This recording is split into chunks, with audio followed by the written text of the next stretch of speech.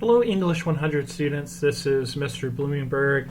I hope you're having a good week and I hope things are going well for you in your English 101 class. What I am doing in this video is just explaining to you what you need to be working on as it relates to week 2 assignments. So as you can see, I'm on our Blackboard page, and where I'm going to go from here is over in the corner to the weekly course schedule. This is where you want to start each week in our 100 class because I always update that in a new folder each week. So I'm going to click on the week 2 folder. You can see the assignment sheets are presented both as a Word document and PDF file. So I'm going to click on the Word document and I'll go ahead and open that up so we can take a look at what you need to do this week. Okay, so it says please complete the following and note the deadlines. You do have a Blackboard discussion assignment. And really what I'm looking for is sort of to get a feel of what you're working on in your 101 class. So we'll take a look at the discussion board in just a moment. But I want you to note your deadline is Sunday, August 28th to complete that particular task.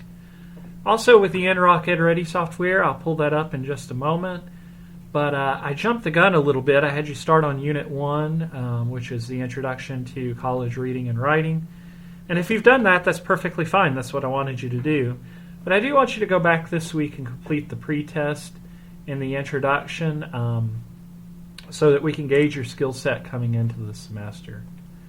So with that being said, we'll take a look at both parts of the spectrum here with regarding the discussion board and the EdReady software.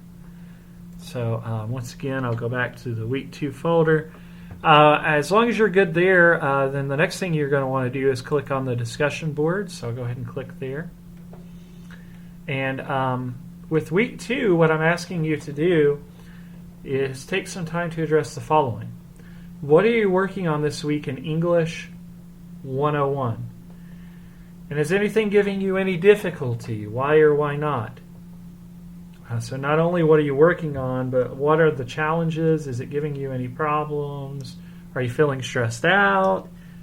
Bring all of those things to the table when you do your week 2 check-in. Also, what would you like to see covered in our class, English 100, in the next couple of weeks? I'm hearing some feedback regarding summary writing. I'm hearing some feedback about MLA documentation.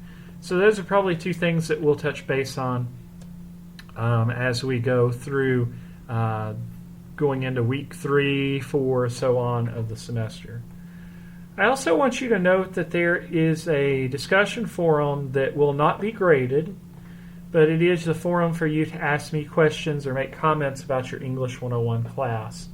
And I am going to check that forum frequently. And it's a good channel of communication where you can feel comfortable asking questions that you have. Your classmates can go on and check it out too. So if you're looking at a fellow classmate's posting and maybe you have the same instructor, you can feel free to chime in and give some perspective there as well. It's not a required forum, and again, it's not going to be graded, but I'd like for us to get comfortable communicating with each other online, so that if you have questions or concerns or fears, any of those things, you can post them in that particular forum.